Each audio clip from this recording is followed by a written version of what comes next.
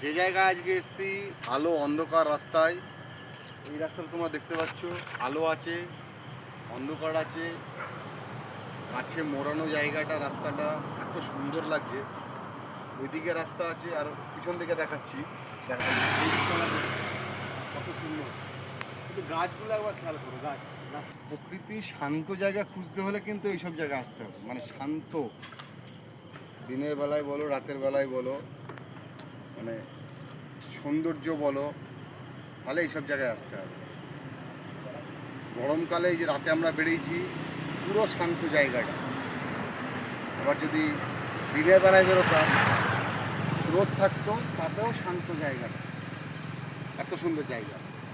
এই যে গাছগুলো দাঁড়িয়ে আছে দুই পাশে রাস্তার, এইভাবে এটা না দেখে থাকা যায় না, ভালো লাগে, তাই তো। এক জায়গার থেকে অন্য জায়গায় চলে আসলাম, এই জায়গাটা দেখো পুরো অন্ধকার। এই যে এইদিকে মনে হচ্ছে বড় বড় বিল্ডিং এই দিকটায়, কিন্তু এইদিকে জায়গাটা দেখো, এই যে ফাঁকা রাস্তা, এইদিকে একটা দিঘি, মানে পুকুর টাইপের, এই যে এই দিকটাতে, আর এই যে রাস্তা।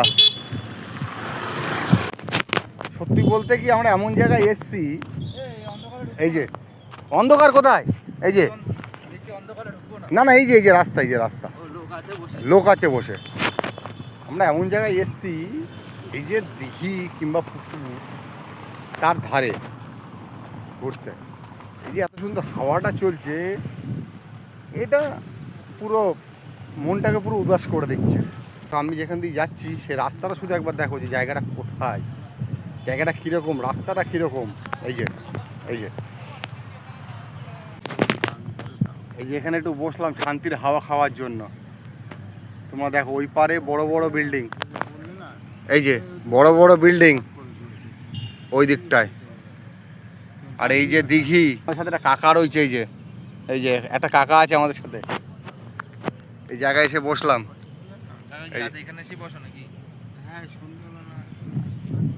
এই মুহূর্তটাকে বোঝানো যাবে না। এই যে হাওয়াটা গরমকালের, শান্তিতে মানুষ ঘুমিয়েও পায়, কিন্তু এই যে ফিলিংসটা, এই যে হাওয়াটা, বোঝানো যাবে না এটা। একদম একদম, ওই যে আরেকজন বলছে আমাদের প্রকৃতি যে ঠান্ডা হাওয়া। এই যে জায়গায় আমরা ঘুরতে এসেছি, এখানে ছোট ছোট গাছ আছে, মানে চারা। এটা আমরা গ্রামে দেখেছি, মানে আমরা যখন ছোট ছিলাম তখন দেখেছি। যদি কেউ চিনতে পারো জানি, আমি তোমাকে দেখাচ্ছি। গাছগুলো দেখো তোমাদের, এটা কি গাছ বলো তোমরা, কেউ জানো?